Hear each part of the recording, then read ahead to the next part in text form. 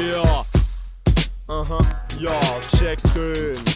Glorner, du brauchst nur meiner, dass ich mich einscheiß. Bloß weil du ne jugendfreie Wörter ins Mic schreist. Du Gaylord bist vollkommen mit deinem Lederkapperl. Um alles zusammen zu ficken, langt mir mein Federmapperl. Du Pussy kommst da aber gescheit hart vor. Meine Flows han wie Vibes von Dune.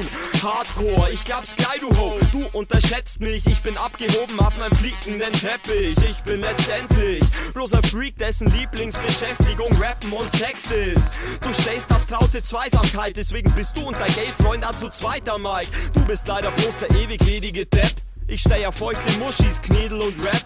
Deine Mutter kann dich jetzt nicht vor der Party abholen, weil's verhindert ist und in ihrem Ohrschrupp mein Schlegel drin steckt. Bo, du passt schon, aber nicht zu uns. Bo, du passt schon, aber nicht zu uns. Bo, du passt schon, aber nicht zu uns. Bo, du passt schon, aber nicht zu uns. Bo, du passt schon, aber nicht zu uns. Bo, du passt schon, aber nicht zu uns. Bo, du passt schon, aber nicht zu uns. Bo, du passt schon, aber Ja, nicht zu in uns. Sachen Rap und Fresh-Time bin ich wie ein Supermarkt, der 24 Stunden am Tag offen hat. ST ist die Gang, die dich wochentags bangt, der du passt schon, wenn ich dich erschossen hab.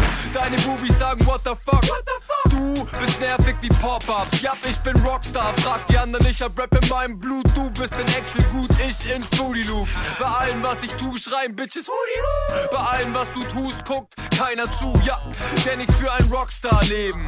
Man hat's nicht leicht mit nem riesen Penis. Man hat's nicht leicht, wenn man ne viel zu schön ist. Fotogen, intelligent und fresh. Und du verstehst, dass du neben mir nicht stehen kannst.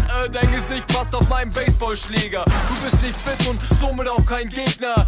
Also geh mal und ich hoffe nicht bis später. Tschüss.